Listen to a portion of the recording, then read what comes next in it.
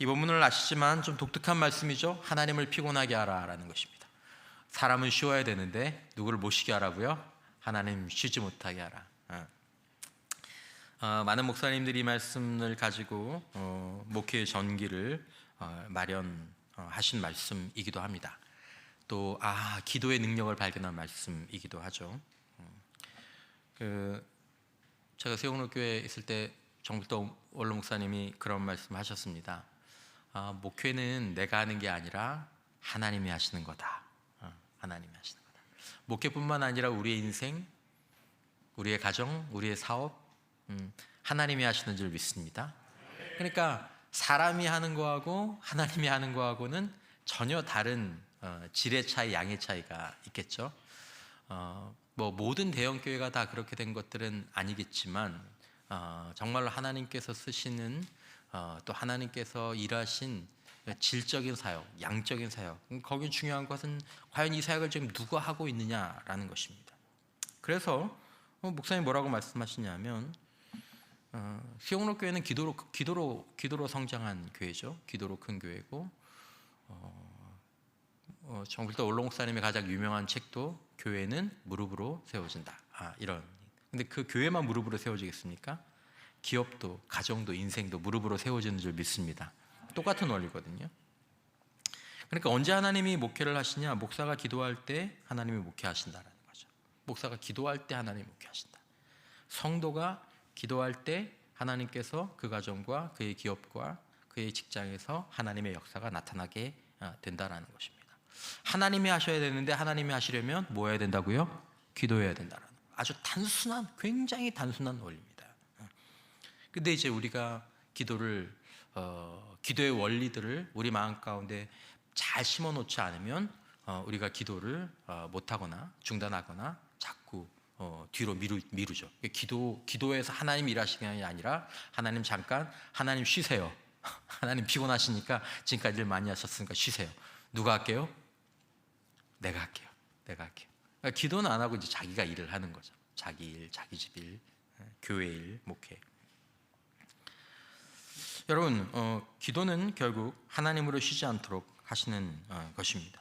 그리고 우리가 끊임없이 기도할 때 하나님이 우리의 기도를 통해서 일하신다. 이 사실을 우리가 마음속에 가장 깊이 생각한다면 저는 목회를 어떻게 해야 할지, 또 여러분들은 인생을 어떻게 사셔야 할지, 나는 진로를 어떻게 개발해야 될지, 나는 사업을 어떻게 해야 될지 결론이 나오게 되는 거죠. 하나님이 일하셔야 되는데 하나님은 기도로 일하시면 나는 어떻게 해야 되나? 나는 무엇을 해야 되나? 결론은 아주 단순하게 나옵니다. 오늘 이 세 번째 시간인데 하나님은 그 시대마다 파수꾼을 세우셨다. 이들의 진실하고 간절한 중보 기도가 개인과 민족과 나라의 운명을 뭐 했다고요? 바꾸었다라는 것입니다. 자, 모세의 기도입니다. 오늘 본문들을 다 읽으면 시간이 좀 많이 지날 것 같아서 제가 좀 일부분들만 좀 읽도록 하겠습니다. 모세가 이제 출애굽기 32장에 보면 12절 말씀을 보면 모세가 이제 하나님 앞에 나가서 기도하는 장면이죠. 어찌하여 애굽 사람들이 이르기를 여호와가 자기의 백성을 산에서 죽이고 지면에서 진멸하려는 악한 의도로 인도해 내었다고 말하게 하시려 하나이까. 주여 맹렬한 노를 그치시고 뜻을 모아사 돌이키사 주의 백성에게 이 화를 내리지 마옵소서. 그러니까 이제 이스라엘 백성들이 금송아지를 만들어서 있었던 그 사건 가운데 하나님께서 이 백성을 진멸하게 하겠다고 하시니까 지금 모세가 뭐 하는 겁니까? 중보기도 하는 거죠. 14절에 보면 여호와께서 무엇을 돌이키사? 뜻을 돌이키사. 무엇 때문에 뜻을 돌이키셨습니까?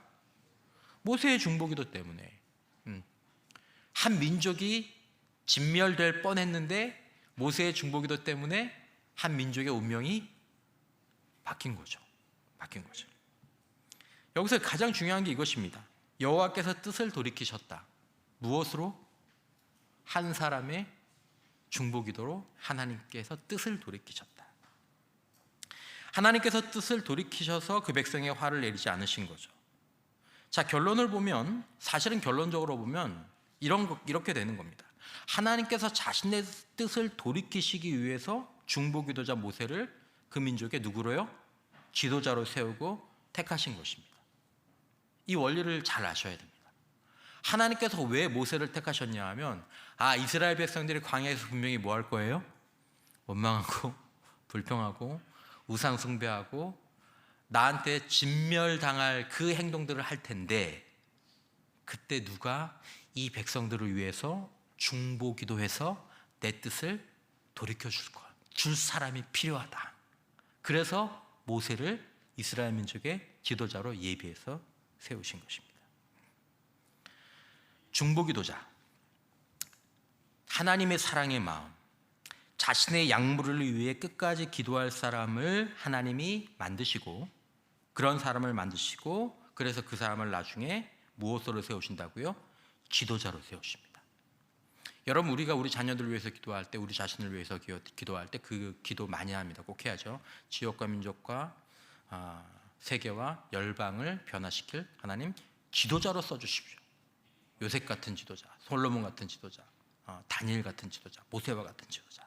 여러분, 근데 하나님이 세우시는 그 지도자들의 마음 가운데 무슨 마음이 있어요? 하나님의 사랑의 마음. 하나님이 이스라엘 백성들을 어마어마하게 사랑하셨어요. 예수님이 예수님의 약물을 어마어마하게 사랑하셨어요. 근데 하나님의 백성과 하나님의 약물은 반드시 뭐 할 거예요? 반드시 광야에서 원망하고 불평하고 싸우고 배신하고 우상숭배하고 난리 법석을 칠 거거든요. 그런 그들을 위해서 아버지의 마음으로 진멸하지 말라고, 뜻을 돌이켜달라고 중보 기도할 사람이 필요한 거예요. 그런 마음이 있는 사람을 누구로 세워요? 하나님이 지도자로 세우시는 것입니다.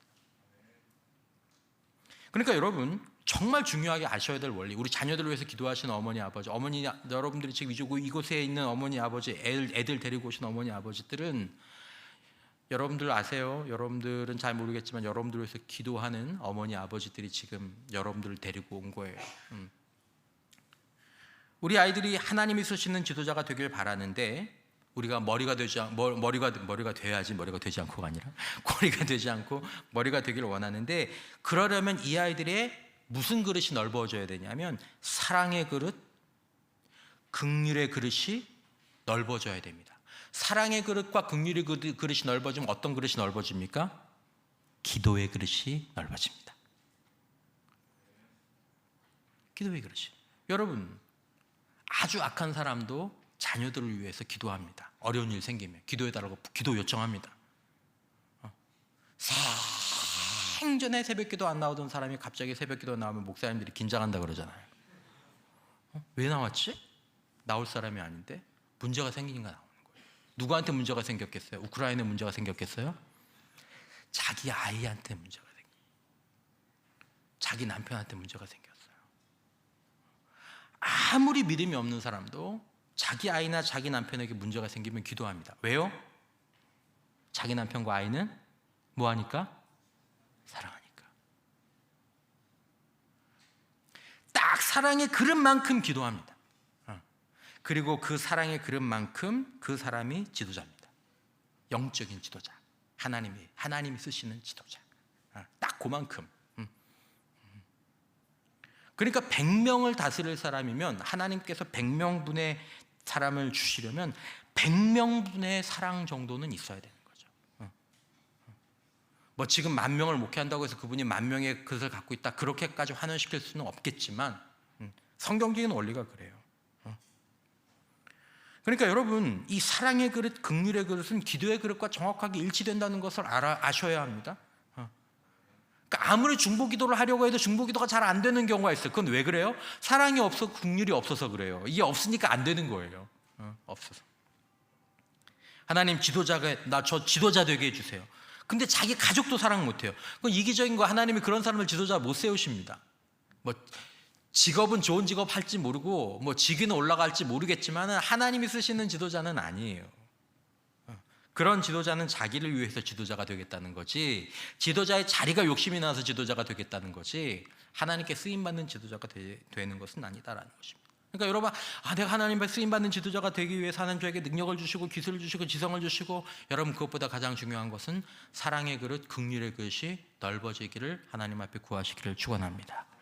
그러면 기도자의 그릇이 넓어지고 하나님이 반드시 쓰시는 그릇이 됩니다.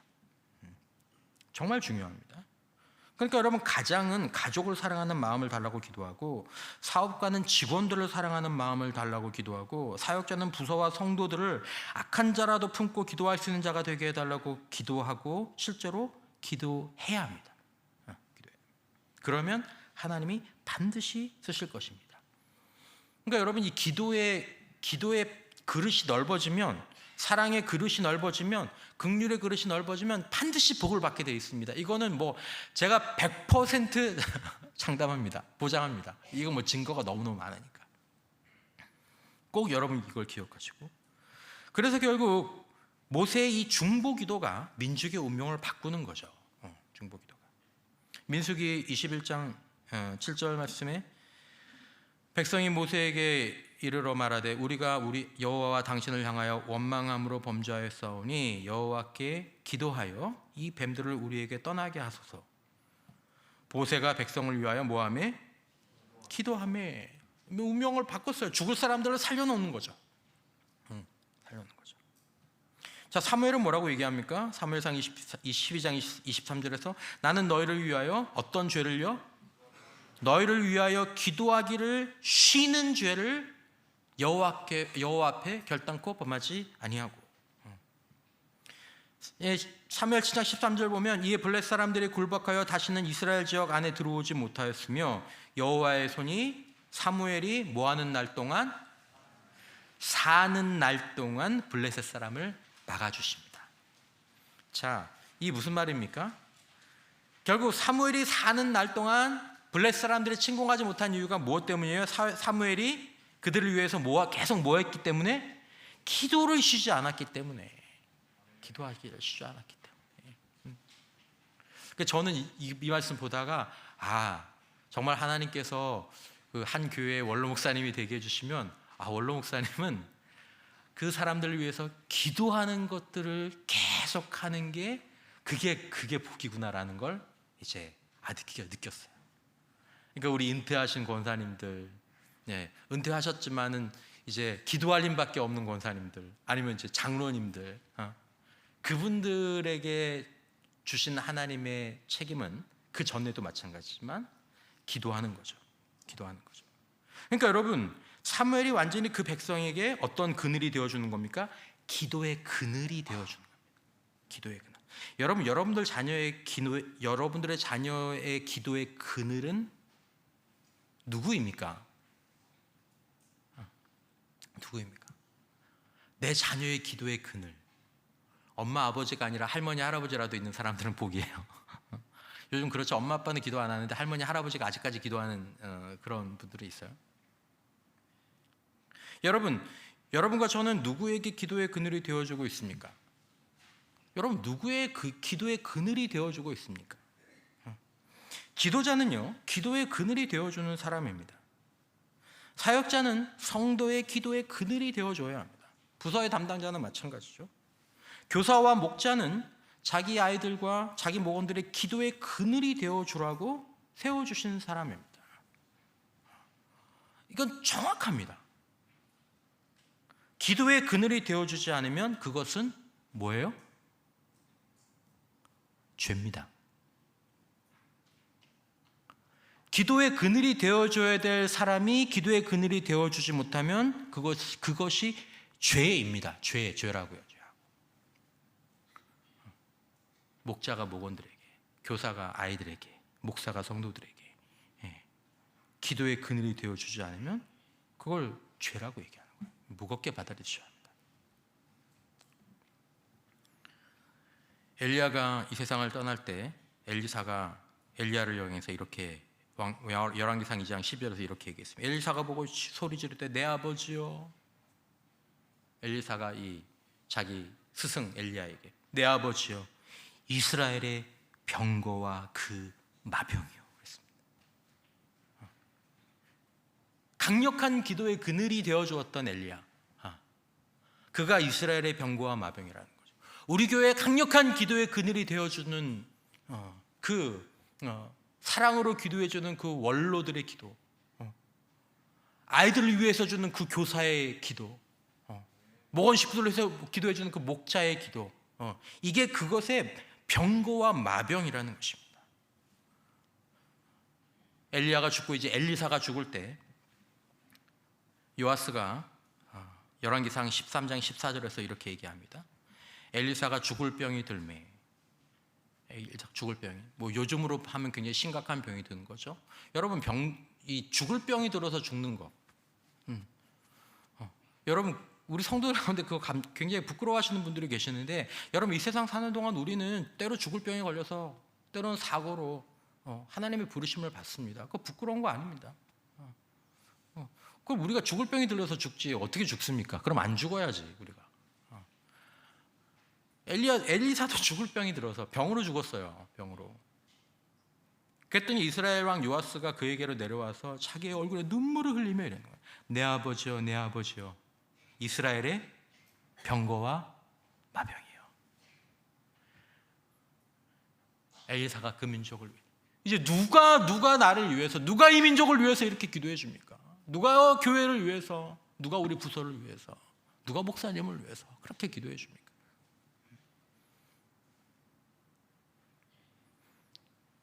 여러분, 이들의 특징을 보면 능력 있는 사람들이었죠. 기도자가 영적인 능력자입니다. 기도자가 마병입니다. 기도자가 병거입니다. 하나님 나라에서는 기도자가 병거고 기도자가 마병입니다. 이건 시간이 지나 보면 더욱더 이 사실을 알게 됩니다. 느헤미야가 마찬가지죠. 느헤미야의 중보기도가 그 민족의 등불이 되는 것들을 볼 수 있습니다. 여러분, 잘 보시면 첫 주간에 그런 말씀을 드렸지만 산상수훈의 마지막 교훈이 대접하는 걸로 끝납니다. 굉장히 중요한 교훈입니다. 상산수 막 거기 주님께서 가르쳐 주신 기도도 있고 팔복도 있고 다 끝났는데 마지막이 대접하는 것으로 끝납니다. 그러니까 여러분, 인생은 대접하는 인생으로 끝나는 것이 복인 줄 꼭 믿으시기를 바랍니다.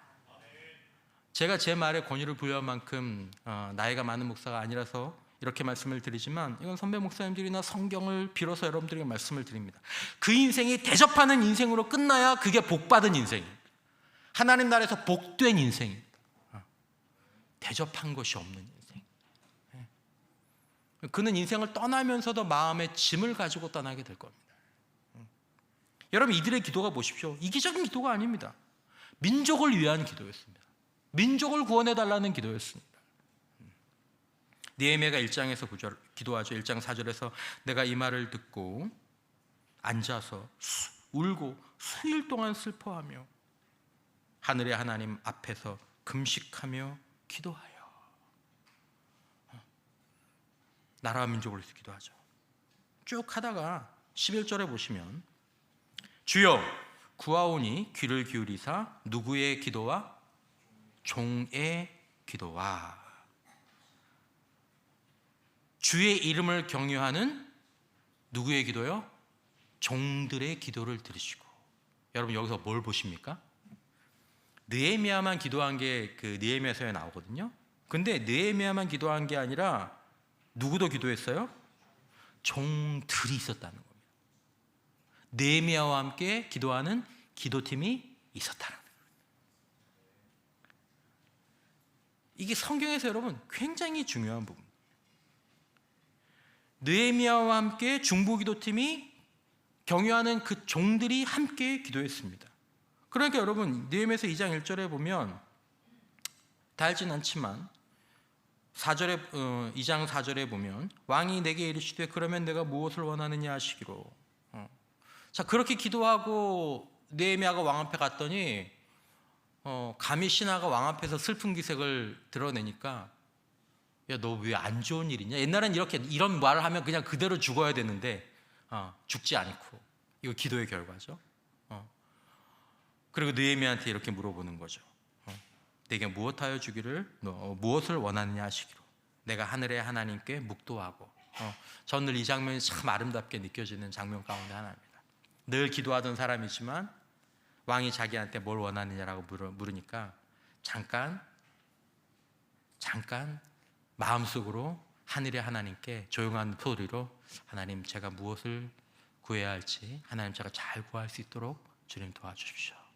묵도하고 그 다음에 왕에게 자기 얘기를 하는 거죠. 그래서 이 느헤미야 역사가 진행이 되는 겁니다. 그러니까 느헤미야와 느헤미야의 동역자들, 기도팀, 중보기도팀의 기도에 따라서 왕이 변했죠. 상황이 변했죠. 이게 기도의 능력이죠.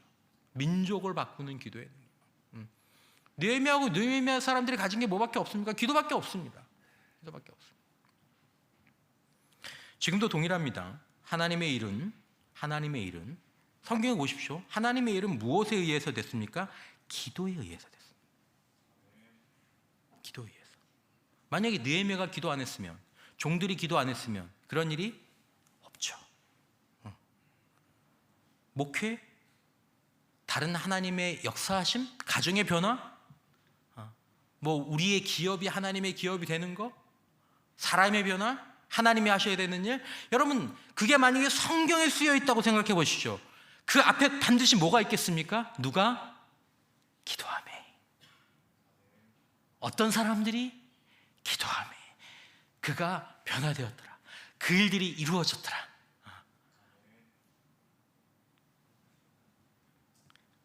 여러분, 느헤미야는 기도하는 사람이었고 느헤미야에게는 기도의 동역자들이 있습니다. 이것이 목회에서는 비밀이라면 비밀이고 교회에서의 비밀이라면 비밀입니다. 인생의 비밀이라면 이것도 비밀입니다. 기도하는 목회자, 기도하는 교회. 그러니까 여러분, 목회자가 기도하고 교회는 목회자와 또 교회와 또 하나님 나라를 위해서 기도하는 거죠. 그러니까 목회자가 기도하는 목회자가 되어야 하고, 그리고 그 교회는 반드시 그와 함께 기도하는 종만 있으면 안 되고, 누구도 있어야 돼요? 들도 있어야 돼요.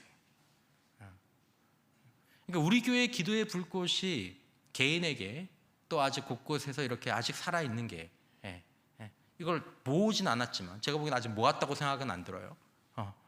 근데 살아있는 게, 우리 뭐 월요 중보기도팀도 있고 너무 귀하죠. 화요일날 기도하는 기도팀도 있고, 새벽마다 기도하는 기도도 있고, 금요일날도 이렇게 많이 나와서 기도하는 이 기도의 자리들도 있고, 이제 이게 서서히 모아질 텐데 그런 거죠. 그러니까 느헤미야가 또 느헤미야의 기도팀들이 기도함으로 하나님이 뭐하지 않고 일하시는 거죠? 쉬지 않고 일하시는 거죠. 하나님이 저와 여러분들의 가정에서 우리의 자녀들을 위해, 우리의 직장과 우리의 기업을 위해, 우리 부서를 위해, 우리 아이들을 위해 쉬지 않고 일하시는 은혜가 있길 축원합니다. 하나님으로 쉬지 않게 기도하는 자가 되게 하여 주옵소서. 참 여러분, 이 원리 마음속에 막 기대가, 사실은 기도에 대한 도전이 되는 것도 있었지만 오히려 도전보다는 다시 한번 이 진리가 제 마음을 이렇게 두드리는. 엘리야도 마찬가지죠. 엘리야가 이 바알과 아세라의 선지자들과 싸울 때 42절에 보면 아합이 먹고 마시러 올라가니라. 엘리야가 갈멜산 꼭대기에 올라가서 땅에 꿇어 엎드려 그의 얼굴을 어디 사이에 놓고? 무릎 사이에 놓고. 기도하다가 자기 머리가 무릎 사이에 들어가는 걸 모르고 기도할 정도로 엘리야는 기도에 몸이 형성되어 있던 사람인 거죠. 엘리야는 그가 사원에게 몇 번까지 가라고 얘기합니까? 사원이 선지자님 기도하는데 아무 일도 없는데요? 몇 번까지 가라? 7번까지 가라. 그러니까 7번째 딱 가니까 저기 끝에 손바닥만한 작은 구름이 일어나야 돼. 그러니까 엘리야가 그제서야 기도를 마치고 가서 비에 마차가 막히지 않도록 그렇게 이스라엘의 왕에게 얘기하니까 나중에 큰 비가 내리게 되는 장면이 나오죠. 하나님이 비를 내리시겠다고 이미 계획을 세우셨어요. 그럼에도 불구하고 하나님은 항상 이 원리를 따라가시는 거죠. 하나님의 일을 하실 때 어떤 순서를 따라가세요? 하나님의 종으로 하여금 뭐부터 하게 한 후에 기도하게 한 다음에 하늘의 문을 여시는 거죠. 이게 하나님의 방식이에요. 여러분, 내 인생의 방식, 우리 교회의 방식, 우리 삶의 방식 가운데 이 하나님의 원리가 있다면 지금 그 하나님의 역사를 끌어가는 이 첫머리, 이 기관차 되는 이게 있는지 없는지 보면 우리 삶 가운데 하나님의 일하심이 나타날지 나타나지 않게 될지 어떻게 해야 나타날지를 생각하게 되는 거죠. 여러분, 이게 분리되는 일이 없습니다. 이게 분리되는 일이 없습니다. 우리 지금 이제 사도행전 묵상 들어갔지만 초대교회, 예수님께서 제일 먼저 제자들에게 뭘 하라고 하셨습니까? 기도. 오로지 기도에 힘쓰니라. 그러니까 성령의 역사가 나타나고 교회가 세워지지 않습니까? 이거 없이는 이게 뒤에 게 안 되는 거예요. 무조건 어떻게든지 하나님의 일은 항상 하나님께 일하시려면 먼저 뭐부터 시작하게 하세요? 기도부터 시작하게 하세요. 이미 하나님 하실 거야. 나 이거 해야지. 기도 시작하게 해야지. 그러니까 여러분, 기도하신 분들 그 얘기를 하는 거죠. 기도는 응답을 받고 시작한다라는 거죠. 비 내려주십시오. 비 내려주십시오. 아니, 하나님은 비 내릴 계획을 갖고 계시기 때문에 비 내려달라고 기도하게 하시는 거라. 여러분, 이 원리를 우리가 꼭 알아야 합니다. 하나님의 계획 속에 내 기도가 있습니다. 하나님의 계획 속에 우리의 기도가 있습니다. 하나님의 계획이 없으면 우리가 기도하지 못합니다. 우리 이 사실을 알아야 돼요. 기도하는데 기도가 응답될까 안 될까? 하나님이 응답해 주시려고 기도하게 하신 줄 믿으시기를 바랍니다. 우리 이걸 꼭 알아야 되는 거죠. 하나님은 영적 지도자들의 기도를 통해서 하나님의 그 일을 대부분 하시는 거예요. 그러니까 영적 지도자들은 기도하는 사람. 스데반의 경우에도 사도행전 7장 59절에서 8장 1절까지 보면 스데반이 설교하고 돌로 맞아 죽죠. 지난주에 발표한 것처럼 이 교재에는 여기에는 59절이라고 나오지만 58절에 보면 사람들이 자기 옷을 사울이라는 청년의 발 앞에 둡니다. 58절에 사울이 나오고 그 다음에 8장 1절에 바로 나옵니다. 누구는? 사울은 그가 죽임당함을 마땅히 여기니라. 58절과 8장 1절 둘 사이에 사울이 있고 그 가운데 돌로 맞아 죽는 스데반과 스데반의 중보기도가 있습니다. 하나님, 이 죄를 그들에게 돌리지 마옵소서. 여기 말하는 그들의 가장 대표적인 인물이 58절의 사울, 8장 1절의 사울입니다. 하나님, 이 죄를 사울에게 돌리지 마옵소서. 하나님이 스데반이 그렇게 기도하게 하시고 그 기도를 가지고 사울을 바울로 쓰시는 거죠. 묵상할수록 여기에 굉장히 놀라운 신비가 있습니다. 우리의 대적자를 위해서, 인간 대적자들을 대할 때 우리가 어떻게 해야 되는지에 대해서 여러분들에게 사울 같은 인간 대적자가 있다면 중보기도하는 복을 누리기를 축원합니다. 뭔가 하나님이 하시려는 것들이 있는 거죠. 스데반의 중보기도가 바울을 살리는 것입니다. 한 번만 따라서 해주시기 바랍니다. 하나님은 기도하는 사람을 창피하지 않게 하십니다. 하나님은 기도하는 사람을 창피하지 않게 하신다. 하나님이 그렇게. 자, 예루살렘 교회는 어떻게 합니까? 베드로가 옥에 갇혔습니다. 사도행전 12장 5절에 이에 베드로는 옥에 갇혔고 교회는 그를 위하여 간절히 하나님께 뭐 했습니까? 기도네. 교회는 기도하는 곳이고 교회 공동체는 기도의 공동체인 줄 믿으시기를 바랍니다. 성도는 곧 뭐 하는 사람입니까? 기도하는 사람입니다. 기도하는 사람입니다. 성도는 중보기도하는 사람입니다. 그걸 통해서 사람들을 복되게 하고 그걸 통해서 자기를 복되게 하는 거죠. 예루살렘의 교회의 중보기도가 바로 그것이었습니다. 이 사도행전 말씀에 나오는 이 얘기를 제가 다 얘기하지 않지만은 베드로가 옥에 갇혔고 교회가 그를 위해서 간절히 기도할 때 하나님이 응답하시고 천사들이 움직이기 시작해요. 기도하네. 얘들아, 기도가 시작됐다. 천사들 허리업 기도한다. 니네들 이제 가라. 이제 가야 되겠구나.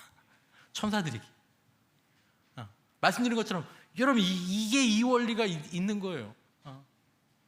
성도들이 기도할 때 하나님께서 천사들을 우리에게 돕는 자로서 구원받은 자들을 돕는 자로서 천사들을 일하게 하시는 거죠. 자, 이 시대의 파수꾼은 누군가? 이 시대의 파수꾼은 누구입니까? 중보기도자입니까? 이 시대의 파수꾼은 누구인가? 따라서 하십시오. 나다. 여러분과 저인 줄 믿습니다.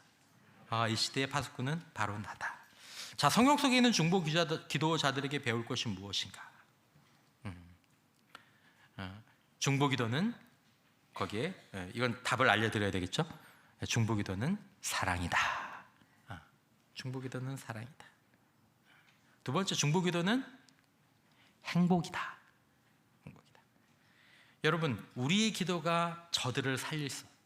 여러분, 모세의 기도가 민족을 살렸다면 모세가 얼마나 기뻤을까요? 여러분들의 기도로 누군가가 살아났다면, 우리의 기도로 인해서 정말로 어떤 가정이 살아났다면 얼마나 기쁠까요? 그러므로 중보기도는 사랑이고, 사랑이 있어야 할 수 있는 거고, 중보기도를 하면 뭐해진다고요? 행복해집니다. 날 위해서 무얼 사서 누리든, 내가 뭘 얼마나 해서 어떤 대단한 여행을 얼마나 갔다 오든, 그거는 잠깐 하고 끝이지만, 중보기도에서 변화된 그 사람과 그 가정과 그 사람을 보는 게 매주 보잖아요. 매주 보는. 저 사람 같지도 않은 보이는 저 사람이 어느 날 보니까 집사가 돼 있고, 어느 날 보니까 안수사님이 돼 있고, 어느 날 보니까 막 그렇게 헌신적인 사람이 돼 있고. 그러니까 지금도 우리가 보지만은 이제 저기 오래 계시지 않고 중간에 오셔서 이제 지금 있는 우리 집사님 또 이렇게 교제하시는 분들을 이렇게 얘기하시는 거 보면, 그분이 옛날에 저랬다고 얘기하면 믿어요, 안 믿어요? 안 믿어요, 여러분. 새벽에 노명기 목사님 설교하시면서 노명기가 목사가 되다니. 여러분, 우리가 보기엔 얼마나 노 목사님, 그죠? 천상 목사잖아요. 옛날 사진 한번 보여달라 하세요. 노란 머리도 아니고 초록색 머리였나? 더 말하면 허락 안 맡은 거라서. 근데 보여달라고 하세요. 난리도 아니에요. 근데 그 중보기도. 우리 지금 보기엔 천상 목사인데, 그죠? 그러니까요, 여러분. 저도 마찬가지고요. 중보기도는 사람을 세우는 것입니다. 여러분, 중보기도는 사람 세우는 겁니다. 그리고 중보기도는 하나님의 뜻을 이루는 것입니다. 그러므로 중보기도는 일이며 뭐가 되어야 되냐면 삶이 되어야 합니다. 여러분, 중보기도하는 삶으로 여러분 한번 변화되어 보십시오. 여러분들과 제가 중보기도하는 삶으로 변화되면 엄청난 일들이 일어나게 될 겁니다. 내 개인적으로, 내 인격에, 내 삶에, 우리의 사역에 여러분, 정말 여러분 한번 생각해 보세요. 하나님 저 영혼 살려주십시오. 하나님 주님의 몸이 건강하게 해주십시오. 하나님 지역과 민족과 도시를 구원해 주십시오. 여러분, 우리가 이렇게 중보기도하는 삶이 우리의 신앙의 핵심에 자리 잡게 되면요, 진짜 놀라운 일들이 일어날 겁니다. 가정의 행복, 부부간의 이런 것들. 여러분, 중보기도하는 삶을 살아보십시오. 그러면 반드시 변화가 있습니다. 나라와 민족을 살리는 것은 정치인들이 아니라 중보기도하는 기도자인 줄 믿습니다. 성경 속에 나타난 중보기도의 응답을 보겠습니다. 첫 번째 보면 하나님의 무엇이 바뀌었습니까? 하나님의 계획이 바뀌어집니다. 하나님은 한 입으로 두 번 하시는 분이 아닌데 하나님의 말을 바꾸시죠. 하나님의 작정을 바꾸십니다. 시편 106편 23절, 그러므로 여호와께서 그들을 멸하리라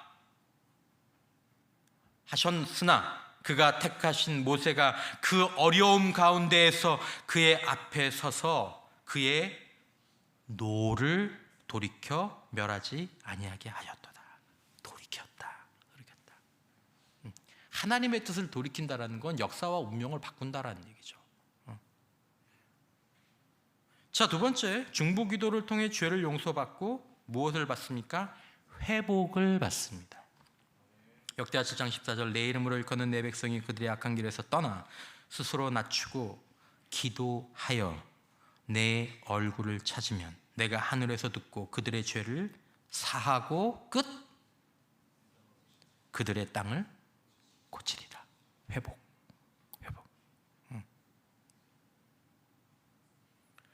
중보기도가 이렇게 민족을 살리는 거죠. 또한 세 번째로 중보기도는 하나님의 일하심을 보게 됩니다. 예레미야서 33장 2절 3절 우리가 봤던 것처럼 너는 내게 부르짖으라 내가 내게 응답하겠고 내가 알지 못하는 크고 은밀한 일을 내게 보이리라. 여러분, 하나님 인도하시는 그런 때를 따라서 또 저희들이 마음과 또한 결단의 준비가 되면 교회를 위하여서 또 교회의 미래를 위하여서 우리 다음 세대들의 어떤 사역들을 위하여서 우리 실버 세대들의 어떤 사역들을 위하여서 저희들이 가진 것 아무것도 없지만 하나님 앞에서 기도를 시작하게 되는 그 진실한 기도의 마음들이 일어나게 될 줄 믿습니다. 그러면 이제 되기 시작하는 거죠. 저는 기도응답을 받은 교회들에 있었잖아요. 그러니까 저는 이걸 알죠. 세워놓교회, 목포사랑의 교회. 목포사랑의 교회 가보면 여러분 언제 한번 사진 보여드리면 목포 인구가 26만 정도 되는데 26만 되는데 부활절에 4,500명 예배 왔다 그러더라고요. 그러니까 목포 인구의 2%가 그 시간에 거기 와서 예배를 드린 거죠. 주차장 그게 어떻게 되겠습니까? 어떻게 그게 기도하니까 수영로교회는 말할 것도 없고 기도하니까. 그러니까 하나님 교회를 위해서 기도하라는 것이 그냥 교회만을 위해서 한 게 아니라 성도 여러분들의 삶을 위해서도 마찬가지고. 난 아무것도 가진 것이 없지만 내 안에 어떤 그런 기도에 대한 제목이 일어나. 하나님, 저일들이 이루어지게 하십시오. 하나님, 저일들이 있게 해주십시오. 근데 나중에 기도하다 보면 그것이 우리의 것이 되어 있는 거죠. 그러니까 이게 재밌다라는 거죠. 재밌다. 다섯 번째, 중보기도에 있어서 연합과 일치가 승리의 지름길이라는 것을 우리가 기억할 필요가 있습니다. 자, 출애굽기 17장 8절에서 3절 13절 말씀에 보면 굉장히 중요한 부분인데 이 부분을 같이 한번 읽어보실까요? 시작. 그때 아말렉이 와서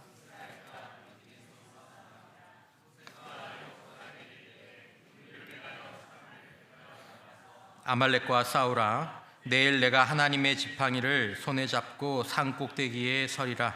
여호수아가 모세의 말대로 행하여 아말렉과 싸우고 모세와 아론과 훌은 산 꼭대기에 올라가서 모세가 손을 들면 이스라엘이 이기고 손을 내리면 아말렉이 이기더니 모세의 팔이 피곤함에 그들이 돌을 가져다가 모세 아래에 놓아 그가 그 위에 앉게 하고 아론과 훌이 한 사람은 이쪽에서 한 사람은 저쪽에서 모세의 손을 붙들어 올렸더니 그 손이 해가 지도록 내려오지 아니한지라. 여호수아가 칼날로 아말렉과 그 백성을 쳐서 무찌르니라. 아멘. 여러분, 이 아말렉의 영적인 의미는 아시죠? 하나님께서는 아말렉과 대대로 싸우시겠다고 말씀하셨습니다. 그것은 지금도 아말렉이 하나님의 백성들을 공격한다라는 얘기입니다. 지금도 하나님께서 아말렉과 싸우신다라는 것입니다. 근데 뭘 통해서 싸우세요? 기도를 통해서. 하나님이 아말렉과 싸우시는데 모세가 기도의 손을 올려들고 있으니까 그때는 아말렉과 싸워서 이겼는데 모세의 기도손이 내려가니까 하나님이 싸우시는데도 아말렉한테 이스라엘 백성들이 밀리게 되는 일이 나타난다는 거죠. 그러니까 여러분, 지금 우리들의 가운데서 가장 중요한 게 이런 부분들이 있죠. 항상 기도의 손이 올라가 있어야 된다는 것입니다. 근데 기도자의 기도가 힘이 떨어질 때가 있지 않느냐라는 것입니다. 모세 같은 기도자가 어디 있습니까?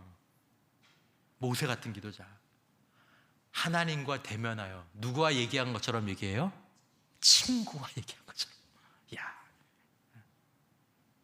하나님 오늘 힘든 하루였습니다. 저 족장은 왜 저렇게 힘들게 하는지 모르겠습니다. 하나님 오늘 이랬는데요. 아, 그랬냐? 그랬구나. 그랬던 모세도 기도가 힘이 떨어질 때가 있다는 것입니다. 그러니까 아론과 훌이 받쳐주는 손이 반드시 있어야 되는 거죠. 이게 무슨 팀이죠? 이게 기도팀이에요. 기도팀. 하나님께서 이 말씀을 여기 아말렉과의 전투에 주신 이유는, 아말렉과의 전투는 기도를 통해서 하나님이 싸우시는 건데 혼자서는 누구도 그 싸움을 할 수 없다는, 기도팀이 있어야 된다.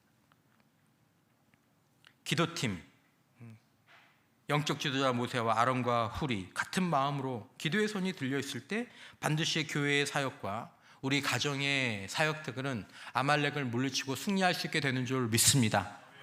기도의 손이 들려 있어야 된다는 거죠. 혼자는 안 돼요.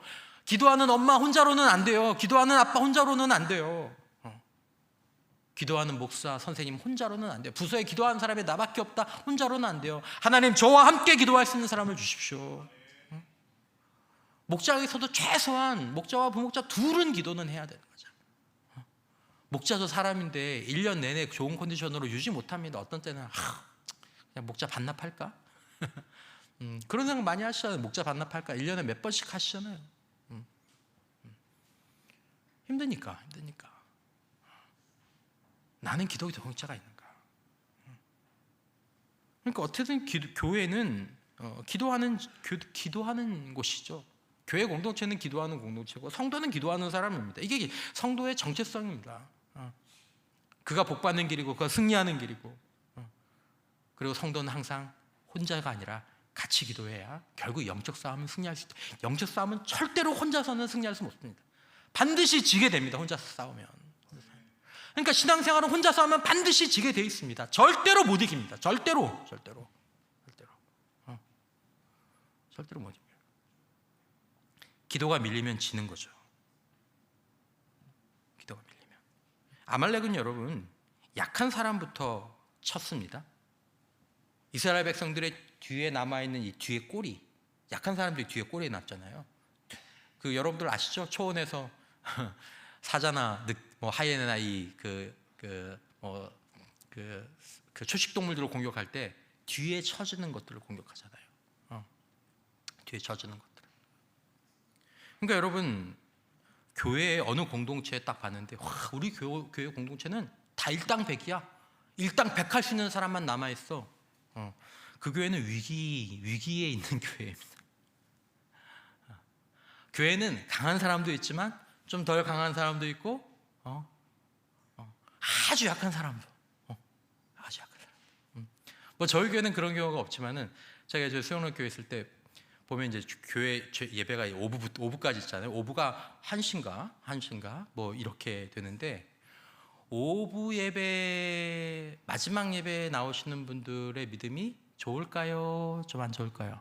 수영로 교회 5부 예배 드리는 분이 내 설교를 들을 얘기가 없으니까 그냥 대충 생각하자면, 원래 신앙생활 좀 하시는 분들은 주로 몇 부 예배 드리십니까? 뭐 11시 예배나 아니면 일부 7시 예배나 뭐 9시 예배 드리고 또 봉사하러 가시거나 이렇게 예배 드리죠. 근데 제가 이렇게 우리 목사들 예배 안 냈잖아요. 이번 달에 뭐 5부 예배네 이렇게 서보면 다 앉는 자리가 있어요, 없어요? 있어요. 교회 뭐 그 공동체가 뭐 5,000석 이렇게 돼도 늘 앉는 사람이 있어요. 신기하게 매번 예배에 와. 근데 설교 끝나기 한 10분 전 그때 와요. 근데 매주 와. 야, 저건 무슨 믿음이지? 그런 성도들이 있어요. 큰 교회는 그런 성도들이 있어요. 일당백하는 사람만 있으면 그 교회는 위기입니다. 점차 하나씩 떨어져 나갈 겁니다. 말씀드리고 싶은 건, 건강하고 힘 있는 교회는 기도가 기본적으로 깔려 있다는 것입니다. 그러니까 교회의 능력, 교회의 성장, 공동체의 성장은 기도의 총량에 비례한다는, 이건 불변의 원칙입니다. 그러니까 기도하지 않는 공동체는 결국 영적 공동체는 쇠하게 되어 있습니다. 기도하지 않은 영적 가정은 쇠하게 되어 있고, 기도하지 않은 성도는 영적으로 쇠해지게 됩니다. 그러니까 여러분, 우리가 교회의 건강함을 통해서 성도들의 건강함이 유지되기 때문에 우리가 이 교회의 기도의 총량을 늘려가야 한다는 것을 꼭 기억해 주십시오. 재작년보다 작년에 우리 교회의 기도의 총량이 늘고, 올해보다 내년이 우리 교회의 기도의 총량이 늘고, 우리 교회 성도들 전체의 기도 시간을 모은 시간이 10%, 20%, 재정보다 기도의 총량이 더 느는 교회가 되어야 될 줄 믿습니다. 재정도 더하면 좋고. 여러분, 이 출애굽기 17장 이 말씀은 교회의 방향을 정말 보여주는 거죠. 모세 혼자 기도 못합니다. 아론과 함께하면서 여호사의 군인들은 나가서 싸우는 거죠. 영적 기도자들은 기도하는 일에 우선해야 된다는 것입니다. 그리고 그들은 기도의 동역자가 있어야 된다는 거죠. 아까 엘리야, 기도하다가 자기 얼굴이 어디 사이에 들어가는 사람입니까? 무릎 사이에. 어마어마한 기도자입니다. 어마어마한 기도자. 근데 여러분, 엘리야가 혼자 기도하다가 결국 어디로 갑니까? 로댓나무 아래로 가잖아요. 거기서 뭐라 그래요? 죽을래요. 나 죽을래요. 죽고 싶어. 혼자 기도하니까 그런 일들이 생기는 거예요. 그러니까 하나님 뭐라고 얘기하십니까? 내가 너한테 힘을 줄게, 다시 일어서! 그렇게 하십니까? 열왕기상 19장 18절, 그러나 내가 이스라엘 가운데 몇 명을 남기리니? 7,000명을 남기리니. 다 바알에게 무릎 꿇지 않고 다 바알에게 입 맞추지 않냐. 너의 무슨 동역자라고요? 기도 동역자라는 거죠. 엘리야도 혼자서는 안 됩니다. 초대교회 사도들이 마찬가지죠. 기도하는 공동체. 사도행전 12장 5절에 이에 베드로는 옥에 갇혔고 교회는 그를 위하여 무엇했습니까? 간절히 하나님께 기도하더라. 전도 4장 9절에 두 사람이 한 사람보다 나음은 그들이 수고함으로 좋은 상을 얻을 것이니라. 두 사람이 기도하는 것이 한 사람이 기도하는 것보다 뭐하다고요? 낫다. 예수님께서 말씀하셨죠.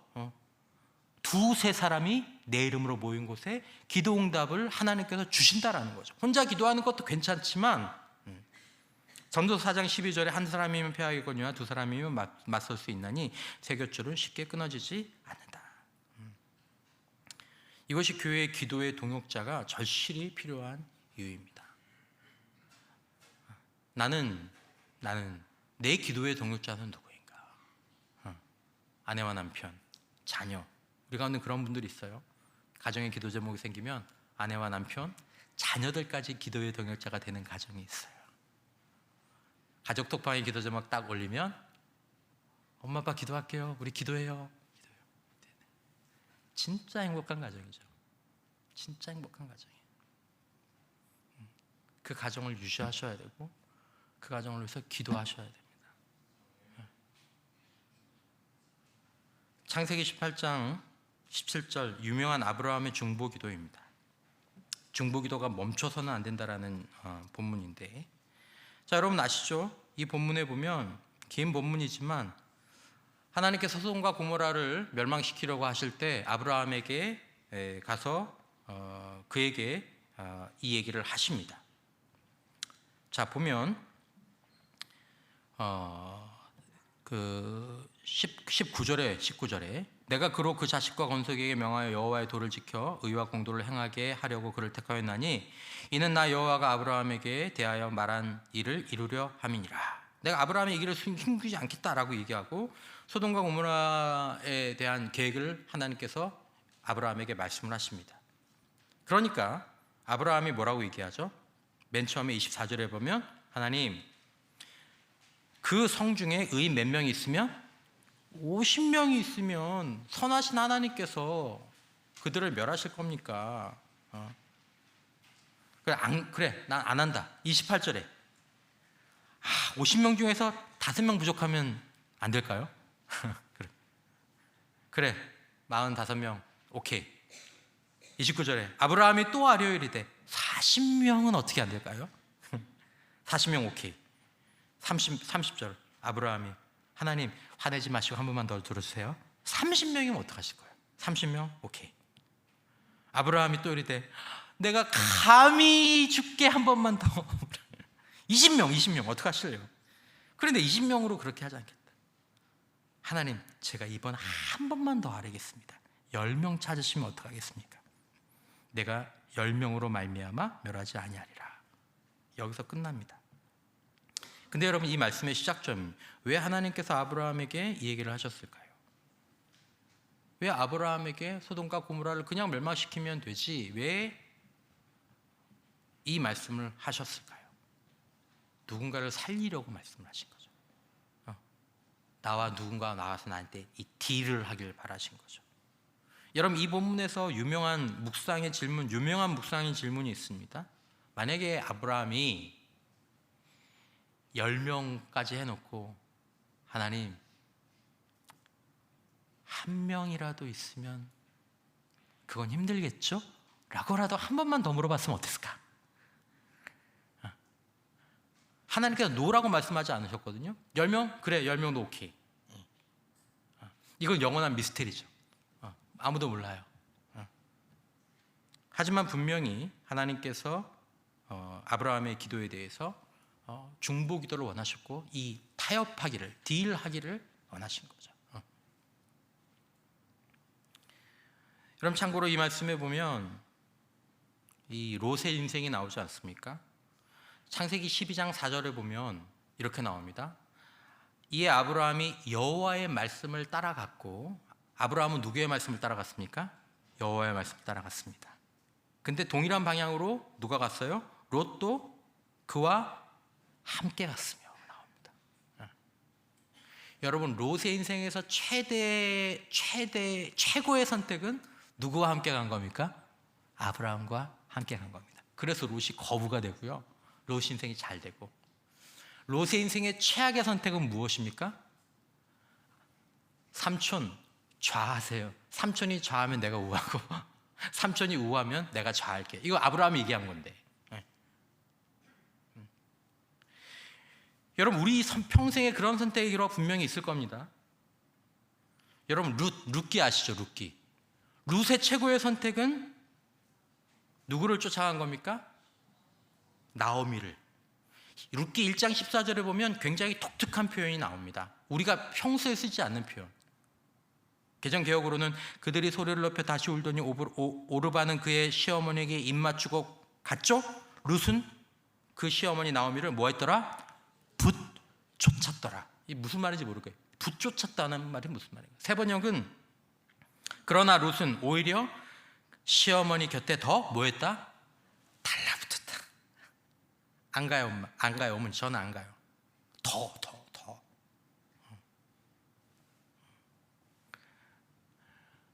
롯이, 아브라함의 조카 롯이, 아브라함이 주님의 옷자락이었다라는 걸 깨달았으면 삼촌이 네가 좌하면 내가 우하고 네가 우하면 내가 좌할게 라고 했어. 저는 싫어요, 삼촌. 전 안 가요.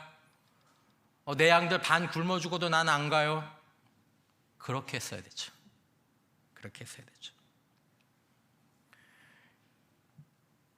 주님의 옷자락이 되는 교회, 달라붙으면 복이 되는 영적인 사람, 영적인 만남. 여러분, 이걸 잘 분별하셔야 됩니다. 사탄은 관계를 단절시켜서 복의 통로가 끊어지게 합니다. 돈 얼마 때문에 떠나게 하고, 마음 좀 상하게 해서 떠나게 해서 이 관계를 끊어놓죠. 그러면 이제 끝나는 거예요. 여러분 인생에, 또 우리 인생에 주님의 옷자락을 꼭 붙잡는 인생 될 수 있기를 주님의 이름으로 축원합니다. 오늘 말씀을 맺습니다. 파수꾼이 되는 중보 기도자가 되는 이 복과 능력을 저도 구하고 여러분들도 구하고 우리가 구해서 우리가 하나님으로 쉬지 않게 일하시게 하는 그런 기도자들, 그런 종들이 되시기를 주님의 이름으로 축원합니다.